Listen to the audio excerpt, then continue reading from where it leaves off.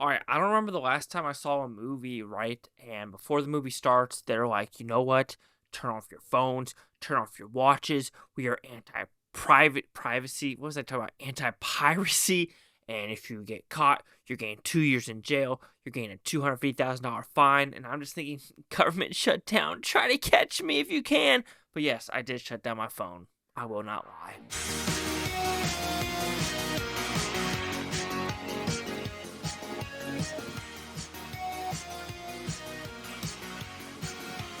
Chase Liaki here with the Blue Futon reviewing Frankenstein. What's about pretty simple premise? The story of Frankenstein. And you might be like, oh, does this do anything different with the story of Frankenstein? Is there different elements? Here's the thing. I don't know.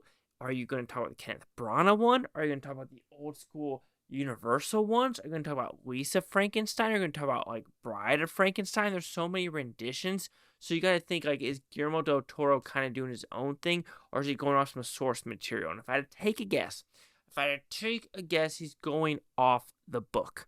Which book? Maybe Mary Shelley's book? I don't know. I'm an idiot.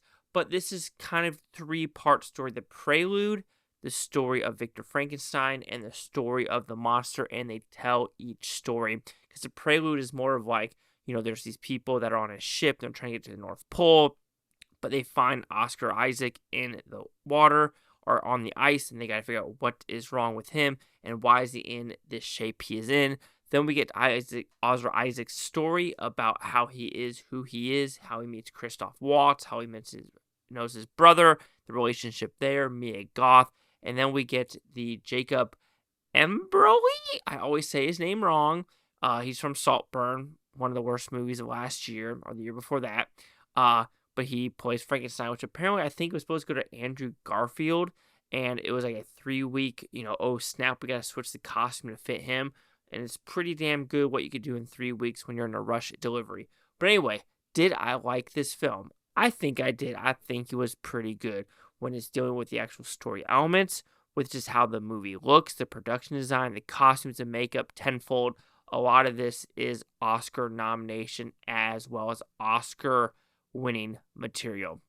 When it comes to the movie, like I said, it is a great movie. It's pretty good. I do feel like there are either some things missing or a little bit conventional, where it's like something you have seen before and you're just kind of hoping for a little bit more. I know that sounds kind of weird, but that's what I'm trying to get at here. But there were some like pretty graphic scenes of animal abuse. That, just forewarn, there is a scene with a bunch of wolves. That's all I'm going to say. And there is some gore effects dealing with like human backs and things like that, which are like, some gross stuff when it deals with that. There really is no language in this movie. It's really rated R for violence and gore, grisly images through and throughout. Okay, now let's get to the movie, Chase. You're being an idiot right now. So like I said, costumes, production design, and makeup. I could see it winning those 3 Oscars right there. I think those 3 are going to win. I'll say it again. Production design, costumes, makeup. I think that's going to be the win. Will it get any other nominations? Some people think it's going to get Best Picture. Maybe. But dealing with the technical crafts of this movie tenfold, I think it looks gorgeous. It looks like a lot of real sets. Yes, there are some green screen CGI effects when doing some explosions here and there. Or the actual, tower on the cliff. Sure. But I just think like seeing that big face on the wall and the artwork and just some of the things that you do notice in this movie, you're like, damn, that's pretty impressive. Gore is pretty impressive as well. There are some head splatters. There are, people getting chopped up. It is a Frankenstein movie, so if you don't like gore, you're probably not going to like this film on that aspect of technical approachability. The score, I don't know if I remember it that much, honestly. Yeah, there were some nice parts of it, but did I come out of the score like remembering the score through and throughout? Not really, not as much as One Battle After Another or other movies that I've seen in the past. But this one, pretty good. The acting, like I said, it's pretty good acted overall with everyone. Mia Goth, like I said, Oscar Isaac, as well as Jacob Emberly. I always say his name wrong because I'm an idiot. So there is that. The reason why I think this might get Best Picture is because of Guillermo del Toro as the director. If he got Nightmare Alley in, this can get in. And when looking at the slate this year, let's be honest, it's kind of a weak slate of movies. Yeah, there are quote unquote good movies, but putting the 10 in there, like I would not put Wicked in there. But that's just my personal opinion. We're not talking about the Oscars chase, we're talking about Frankenstein.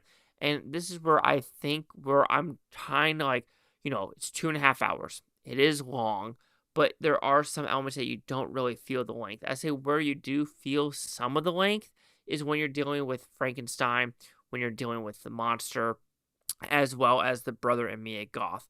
Some of those elements, especially when it's Mia Goth and the monster, which it feels like it's going to go to like Bride of Frankenstein, and does it? I'll let you watch the movie to decide. But I think those are actually the weaker parts of the film. I don't know. I think it's Mia Goth's character, which I just didn't understand or connect or think or know her emotions and or reasoning to do what she's doing, right?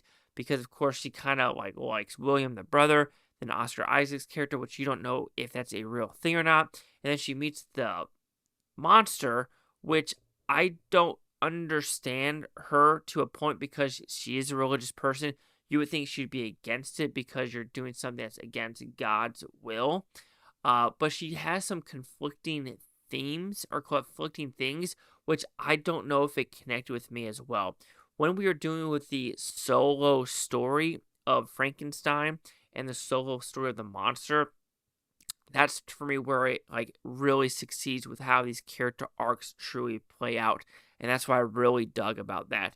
The intertwining between them telling the stories, I did like the side characters as well, because what are these people? I'm going to guess from Finland or some Nordic state or Nordic European country.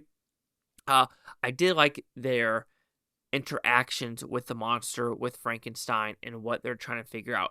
And there's a crazy battle sequence in the very beginning where Frankenstein is killing some of these boatmen.